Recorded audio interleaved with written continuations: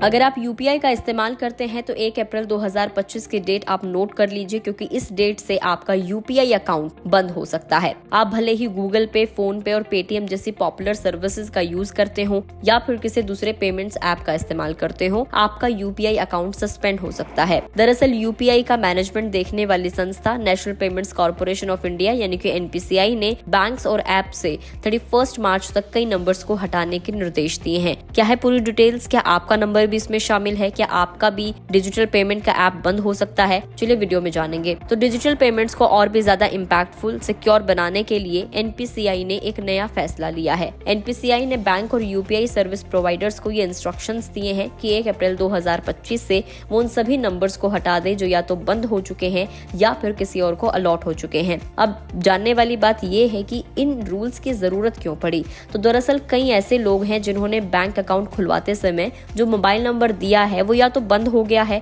या फिर वो किसी और को अलॉट हो चुके हैं। ऐसे कई लोग हैं जिन्होंने यूपीआई के साथ मोबाइल नंबर अटैच कर दिया, वो नंबर भी बंद हो गया या किसी और के नाम पर हो गया है। भले ही यूजर अपने यूपीआई ऐप का यूज नहीं कर रहा हो, लेकिन फ्यूचर में उसके खाते में सेंध लगने का यानी कि डिजिटल फ्रॉड होने का खतरा हो सकता है। तो ऐसा डिजिटल फ्रॉड्स को रोकने के लिए ये स्टेप उठाया गया है। अब हम आपको एक एग्जाम्पल के जरिए ये पूरी प्रॉब्लम समझाते हैं। मान लीजिए हरिओम नाम के किसी व्यक्ति ने बैंक में खाता खुलवाया। उसने जो मोबाइल नंबर दिया अब वो बंद हो चुका है। उन्होंने इसी नंबर से अपना पेटीएम भी शुरू किया था जिसे वो इस्तेमाल नहीं करते हैं। इधर आकाश नाम के किसी बंदे ने उसी कंपनी का सिम लिया। आकाश को कंपनी ने वही नंबर अलॉट कर दिया। इधर हरिओम के ट्रांजैक्शंस के मैसेज आकाश के पास आने लगे।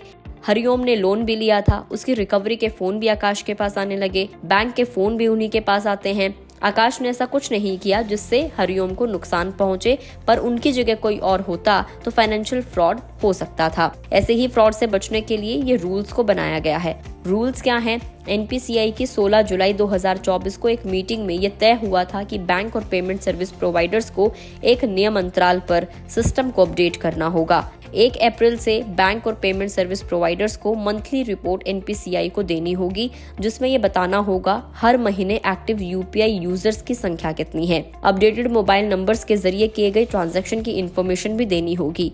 बैंक और यूपीआई एप्स हर हफ्ते मोबाइल नंबर्स की लिस्ट अपडेट करेंगे ताकि कोई भी गलत ट्रांजैक्शन ना हो। इसके अलावा कंज्यूमर से भी परमिशन लेनी पड़ेगी।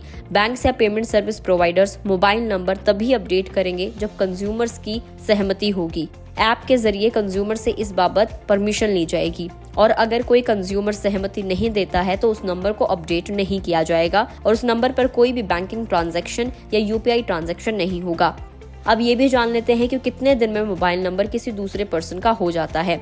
तो मोबाइल नंबर बंद होने के बाद उसे दोबारा किसी दूसरे कस्टमर को अलॉट करने की समय सीमा टेलीकॉम कंपनी पर डिपेंड करती है। आमतौर पर 90 दिन यानी कि 3 महीने तक कोई भी बंद मोबाइल नंबर कूलिंग पीरियड में होता है।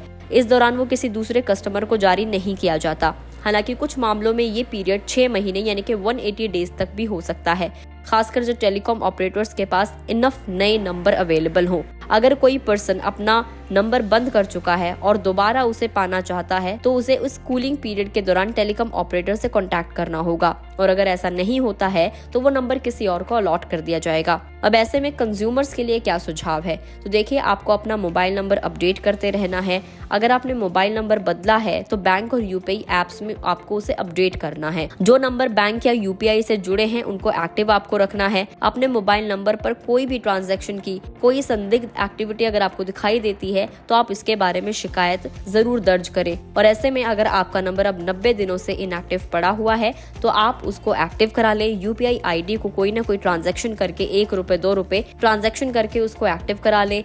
अपने नंबर को रिचार्ज करा ले ताकि आपके साथ ऐसा ना हो कि आपका नंबर हटा दिया जाए और आपका यूपीआई जो है वो बंद हो जाए। वीडियो में इतना ही। आपको जानकारी कैसी लगी कमेंट करके जरूर बताएं। अगर आप इस वीडियो को फेसबुक पर देख रहे हैं तो फेसबुक पेज को लाइक करें। यूट्यूब पर देख रहे हैं तो गुड डॉटन्स के यूट्यूब चैनल को सब्सक्राइब करना ना भूलें।